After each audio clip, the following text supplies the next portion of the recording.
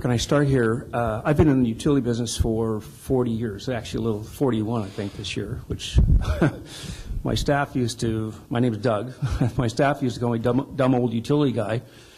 But I just wanted to let you know that in my estimation, in terms of the experience I've had in building generation and substations and transmission lines and being a manager of operations for BC Hydro and working in PowerX and exporting power as far south as the Baja and as far east as Chicago, not very much. Most of it was to California and New Mexico and Arizona, that sort of thing.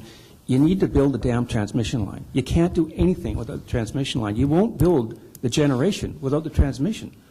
If you take the Cascade Creek project, just for example, because I'm familiar with that, and you go to the bank and you say, gee, I need $200 million, which is probably what it's going to cost to build the darn thing, they're not going to give it to you unless they got the load. Unless you've got an end taker to take the energy and you've got it signed, you won't get your funding. You need to have that transmission line. You'll build precious few generation sites, and only small ones. And sometimes projects can't be built on the size you want.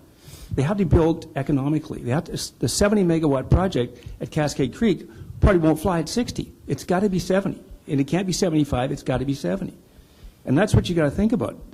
Don't plan anymore. Don't plan on whether you need it, the transmission line. Plan on how you're going to build it, maybe. Plan on how you're going to get the funding. Put pressure on your governments. But you should, I think, make a resolution that says, we leave here today, we're in here saying we need and we are committed to building a transmission line so we can have a link to the lower 48. That's what you need. And when you build it, you're going to start importing energy right off the bat. Because somebody, some smart guy here in Southeast Alaska will come along and say, holy smokes, I can buy energy from Seattle for X. And somebody else here is charging me more. Or you'll buy it from Calgary. And don't worry, electrons have no nationality. They don't know where they're going. There's national issues or nationalistic issues on both sides of the border. Canadians feel that way, and understandably people in Southeast Alaska feel that way. And you may get a great deal of pleasure saying, okay, our first deal we sold as the Seattle City Light, just for example, or Tacoma or wherever. And that's great, okay? But what you don't know is Seattle turns around and the generation they thought they didn't have, they find out they do have because something is coming back faster than what they thought. And so they turn around because the market has gone up. They turn around and sell it to Portland General Electric.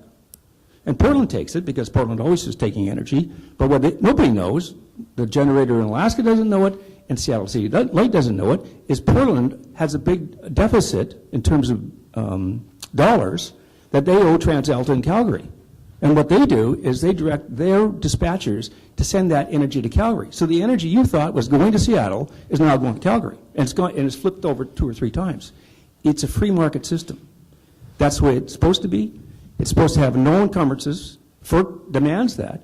They demand reciprocity. They demand that there's reciprocity provided in British Columbia. That's part and parcel of PowerX having their license in the States. So don't worry about where it's going. It's going out there. It doesn't know nationality. Build your transmission line and you'll get the rest of it. Don't build a transmission line and you're going to be stuck here. You'll be talking 10 years from now about all this stuff. You got to get on with it. And you know what? You have a window of opportunity. It's this big. One thing that I'd like to add, and that is, I've heard the figure of 400 megawatts of hydroelectric generation possible in Southeast and more. And I just want to give you one little thought, and that is, supposing there was a 400 megawatt generator or generators in Southeast Alaska, and that energy was sold to a utility that was somewhat hydroelectric in somewhere in the lower 48. And that utility had a water problem, and their reservoirs were quite low. And you can look at what they're going through with Hoover right now. And what would happen is they would buy the energy from Alaska and back off their own generation because they have the same load and fill the reservoirs. So notionally, what you're doing is you're putting Alaska water in reservoirs in the lower 48. The farmers and the fishermen are using notionally Alaska water to benefit themselves. In my mind, and I'm a foreigner, I know, I'm a Canadian, building hydroelectric in Alaska is a national issue. It's not I think I understand earmarks a little bit, not as well as you guys do, but it's an Arizona problem. It's a California problem. It's an Oregon problem. It's a problem with anybody in lower 48 who's finding themselves running out of water, and a lot of them are. Alaska is the last bastion. It's the last frontier. It's undeveloped. The hydroelectric is a national issue from my perspective.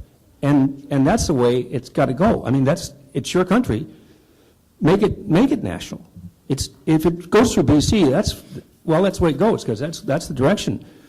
But going through BC means that you've received the reciprocity that has been guaranteed to you. British Columbia has to provide you with transmission space. If they've got it, they have to provide it. That's all part of the rules. Those are part of FERC rules. This is a FERC-mandated situation here. They're all one large area. And sorry, I see you watching your watch there, so I'll just stop. But I just wanted to tell you that.